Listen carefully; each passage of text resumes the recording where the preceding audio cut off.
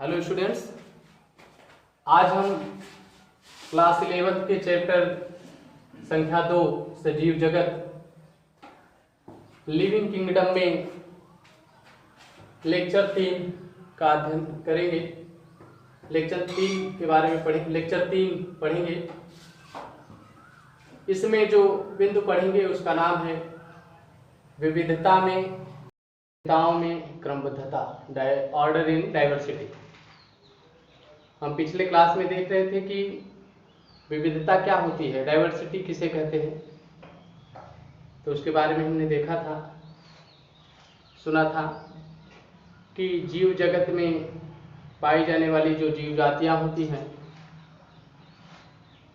इनमें बहुत सारी विभिन्नताएं होती हैं, उनके आकार में, माप में, रूप में, रंग में, स्वभाव में।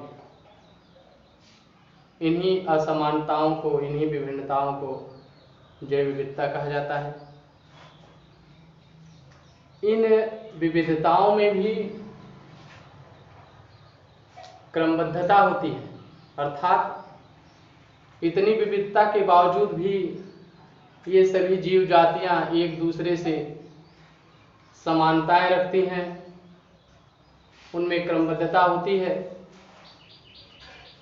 हम देखते हैं विभिन्न प्रकार के जीव जंतु, पेड़ पौधे इस प्रकृति में पाए जाते हैं, जैसे बिल्ली, कुत्ता, भालू, बंदर, मछली, मेढक।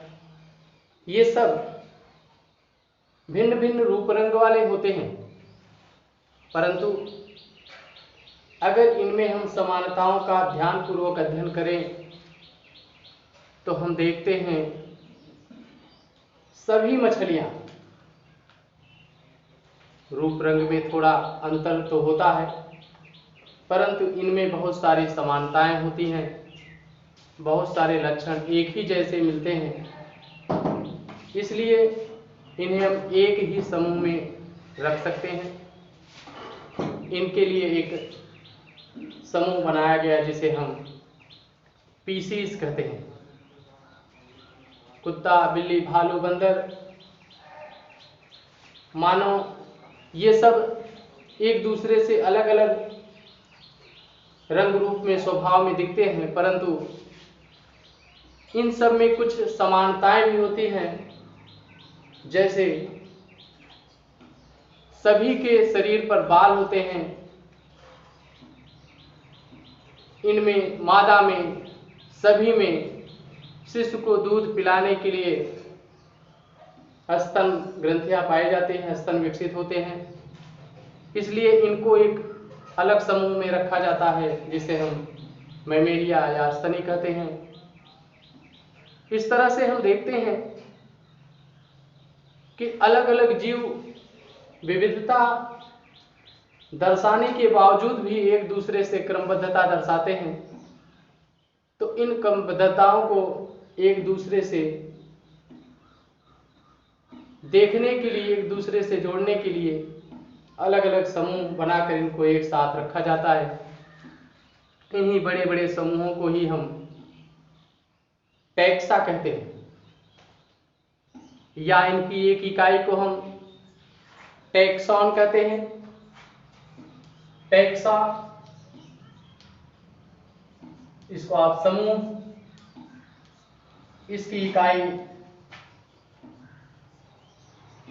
जिसको आप टैक्सॉन कहते हैं।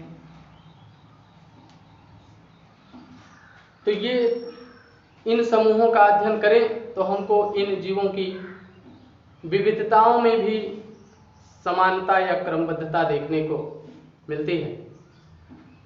आगे हम पढ़ेंगे इसी चैप्टर की अगली हेडिंग, जिसमें हम जीवों में पाए जाने वाले विभिन्न लक्षणों का अध्ययन करेंगे।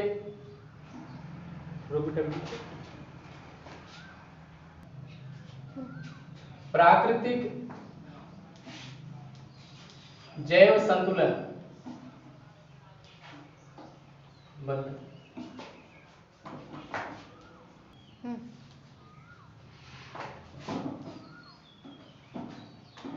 प्राकृतिक जैव संतुलन यानी कि प्रकृति में जीवों का संतुलन, जीव जैसे जंतु और पौधे,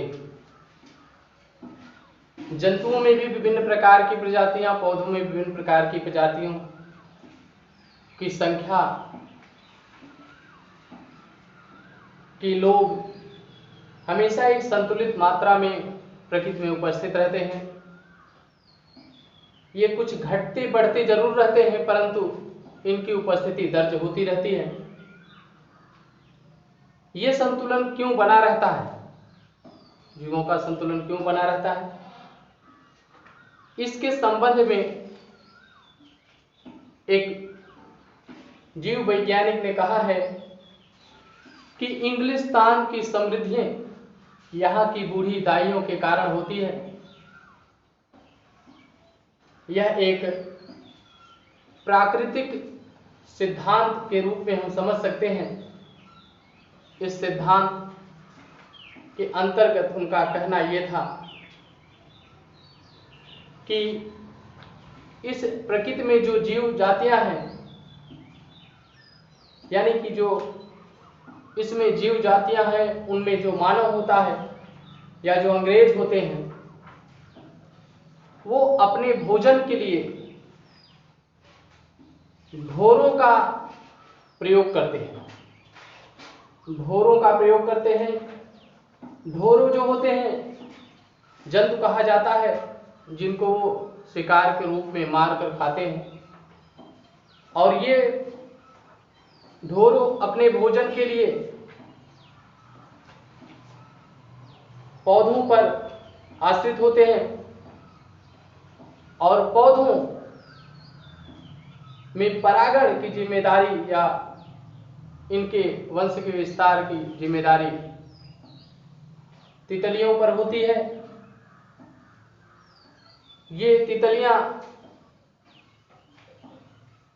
जिनका परागण करती है, यानी कि घास फूस पौधों का, उनको चूहे खाते हैं और चूहों को खाने वाली बिल्लियां होती हैं और इन बिल्लियों को दाई पालती हैं, दाई अर्थात सेविका।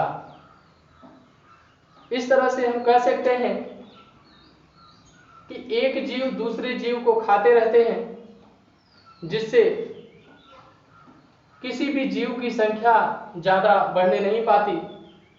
और जब संख्या ज्यादा नहीं बढ़ती तो सबका संख्या और सबका उपस्थिति समान रूप से यहाँ पर बनी रहती है प्रकृति में।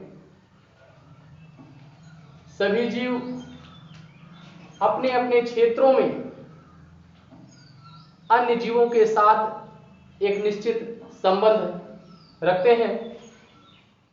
अगर प्रकृति को समझें तो प्रकृति को हम एक विशाल जैव समूह कह सकते हैं। जैसे जीवों में उदाहरण के रूप में देखें तो वो वातावरण से O2 लेते हैं, परंतु समस्त जीवधारियों की बात करें, समस्त जीवधारी वातावरण से O2 लेते हैं, परंतु वातावरण में O2 की कमी नहीं होती। पौधे वातावरण से CO2 लेते हैं, परंतु इस वातावरण में CO2 की कमी नहीं होती। इनके बीच कैसे पदार्थों का लेन देन होता है, इसको हम एक आरेख द्वारा समझ सकते हैं, जिसे हम देख लेते हैं। चलिए, इस तरह से हम इस चित्र द्वारा समझ सकते हैं कि जीवों में संतुलन की प्रक्रिया कैसे बनी रहती है या प्रकृति का संतुलन कैसे बना रहता है। यहाँ पर हम देख रहे हैं, ये मृदा के अंदर ये मृदा की प्रक्रिया है, ये बाहर की प्रक्रियाएं हैं, मृदा के बाहर जिससे वातावरण की प्रक्रियाएं हैं।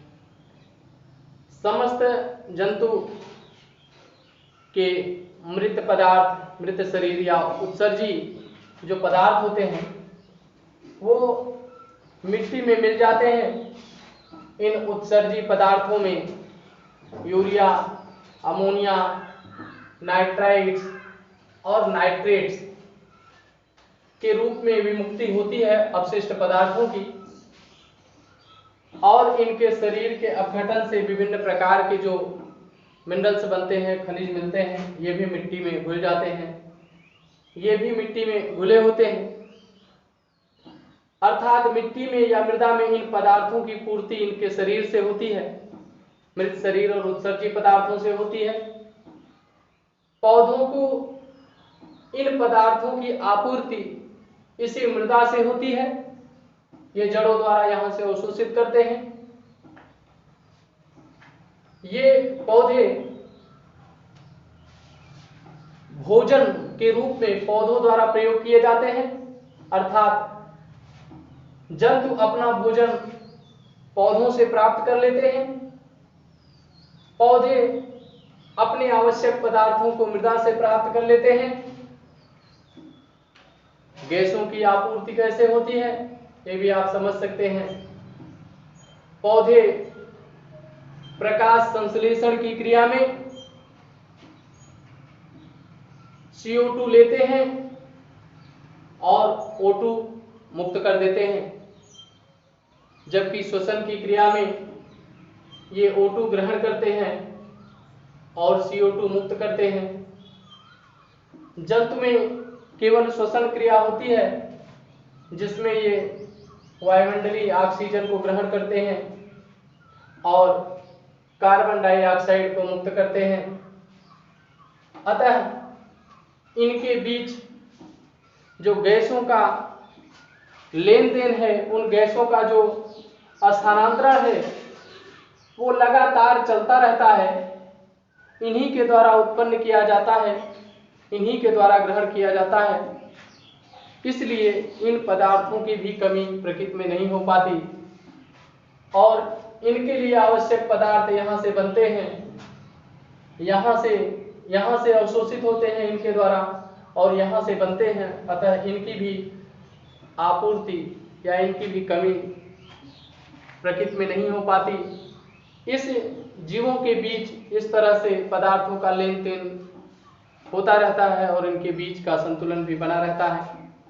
आप कह सकते हैं पदार्थों के चक्रीकरण उपभोग से प्रकृति में इन पदार्थों की कमी नहीं होती और जीवों को निरंतर ये पदार्थ मिलते रहते हैं। इसी को प्राकृतिक जैव संतुलन, बायोटिक बैलेंस ऑफ नेचर कहते हैं। इसके पश्चात हम अगले टॉपिक की ओर जाएंगे जिसे वर्गीकरण से संबंधित देखा जाता है, जिसमें वर्गीकरण की आवश्यकता का हम अध्ययन करेंगे।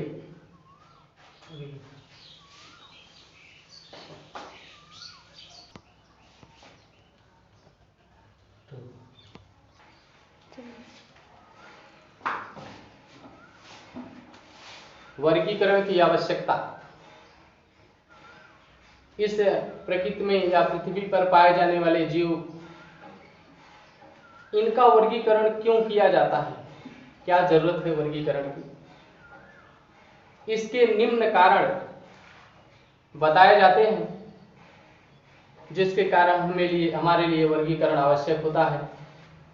जिसमें पहले कारण की बात करें तो वो है अध्ययन में सुविधा।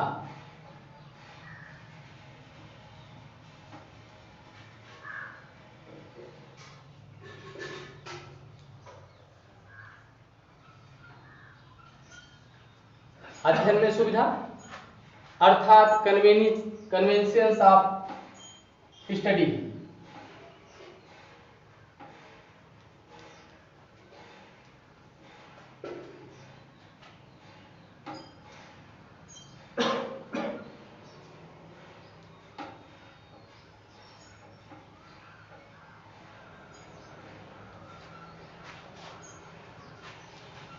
अध्ययन की सुविधा के लिए अर्थात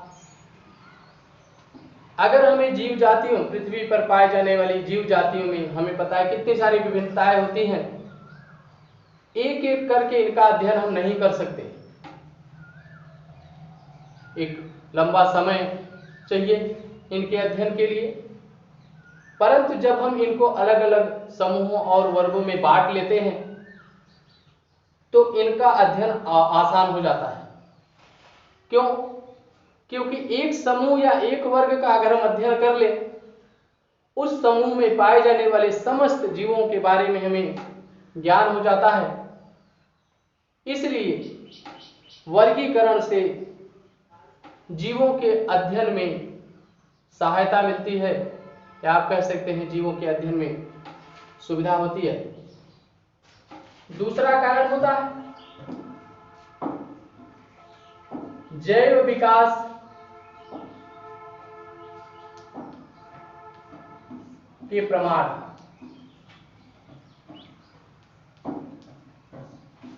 एविडेंस ऑफ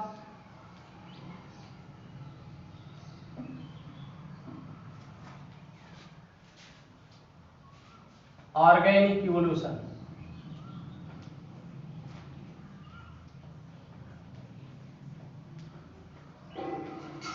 जैव विकास के प्रमाण। जैव विकास क्या होता है? जीवों में क्रमशः निरंतर समय के साथ साथ अत्यंत धीमी गति से विकास होता है। किस प्रकार का विकास होता है? निम्न कोटि के जीवों से उच्च कोटि के जीव बनते हैं। हमें पता है पृथ्वी के निर्माण के पश्चात जब यहाँ पर जीवों की उत्पत्ति हुई तो उत्पन्न होने वाले जीव छोटे व अत्यंत सरल रचना वाले थे, परंतु समय के साथ साथ इनमें परिवर्तन होता गया, इनमें बदलाव होते गए और आज वर्तमान पृथ्वी पर जटिल और उच्च कोटि के जीव, बड़े भी आकार के जीव निवास करते हैं। इसी को आप जैव विकास कह सकते हैं, या इससे आप जैव विकास को समझ सकते हैं। तो वर्गीकरण जैव विकास में कैसे सहायक होता है?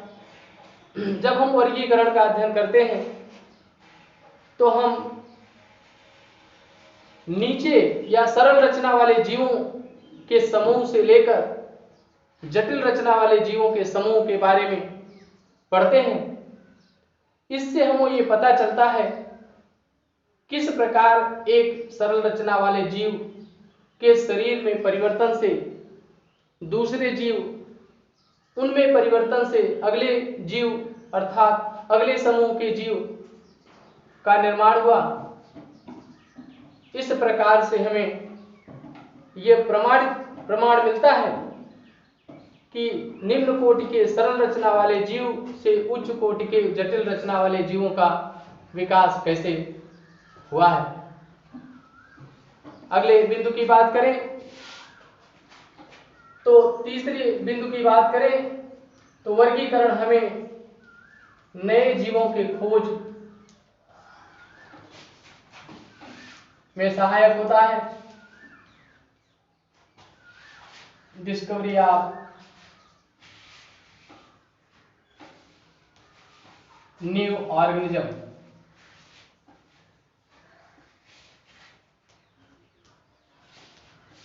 अर्थात नए जीवों की खोज में भी वर्गीकरण से सहायता मिलती है। क्यों? कैसे? कहते हैं जब हम वर्गीकरण का अध्ययन करते हैं, एक विशेष समूह का अध्ययन करने के पश्चात हम दूसरे विशेष समूह का अध्ययन करते हैं, तो इस प्रकार से एक जीव से दूसरे जीव के बीच का जो लिंक होता है वो हमको पता चलता है कि ये जीव इनसे संबंधित हैं कि नहीं हैं। इनके लक्षणों के बारे में हमको पता चलता है कि इनके लक्षण इनसे कुछ उच्च हैं या इनसे अलग हैं, इसका भी हमें ज्ञान होता है। अगर किसी एक छोटे समूह या निम्न कोटि के जीवों के समूह के पश्चात अगर कोई ज्यादा विकसित जीवों का समूह रखा हुआ है, तो इससे हमारे वैज्ञानिकों के मन में संदेह होता है एक जीव अचानक इतना विकसित तो हो नहीं सकता, शायद इनके बीच में भी कोई जीव इस पृथ्वी पर रहा होगा जो हमारे ज्ञान में नहीं है। अतः ऐसे जीवों के ज्ञान के लिए, अध्ययन के लिए उनकी खोज आवश्यक होती है। इस प्रकार से इस नए जीवों की खोज की जाती है जो हमारे ज्ञान के विस्तार को निरंतर और सुदृढ़ बनाए रखने में सहायक होते हैं। अगले बिंदु की बात करें, वर्गीकरण। जीवों के संग्रहालयों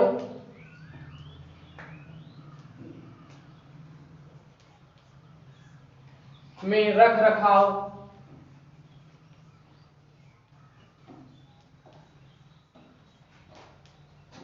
में सहायक होता है।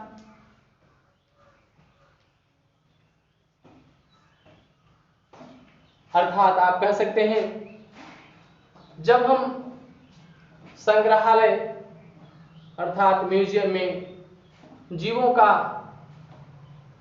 को व्यवस्थित करते हैं, उनको कैसे रखा जाए, किसे कहां रखा जाए, इसको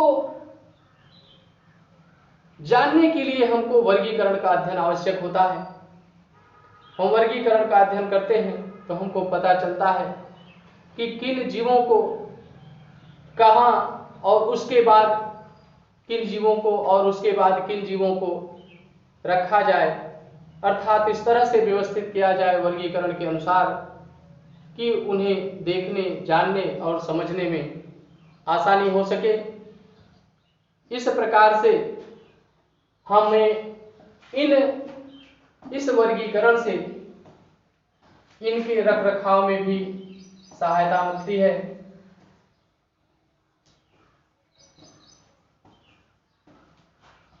आप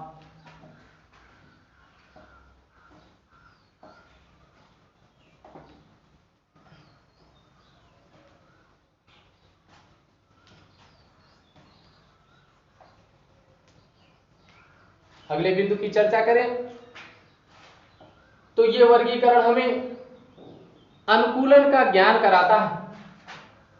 अनुकूलन क्या होता है? अनुकूलन का ज्ञान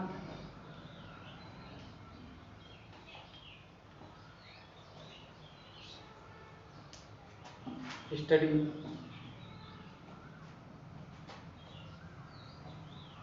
क्या होता है? अनुकूलन का ज्ञान।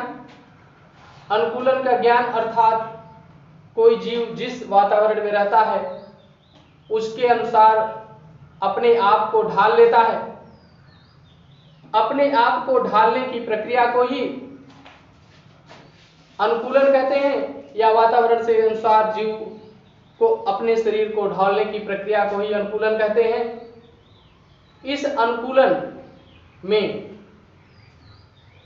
वर्गीकरण किस प्रकार सहायक होता है? तो वर्गीकरण से हमको ये पता चलता है कि कोई जीव जली है तो उसमें जल में रहने के लिए क्या विशेषताएं होती हैं। कोई जीव स्थल पर है तो स्थल पर रहने के लिए उसमें क्या विशेषताएं होती हैं, अर्थात क्या लक्षण होते हैं। तो वर्गीकरण से हमें उनके अनुकूलन के कारणों का पता चल जाता है कि वो किसी स्थान पर रहने के लिए क्यों अनुकूलित होते हैं।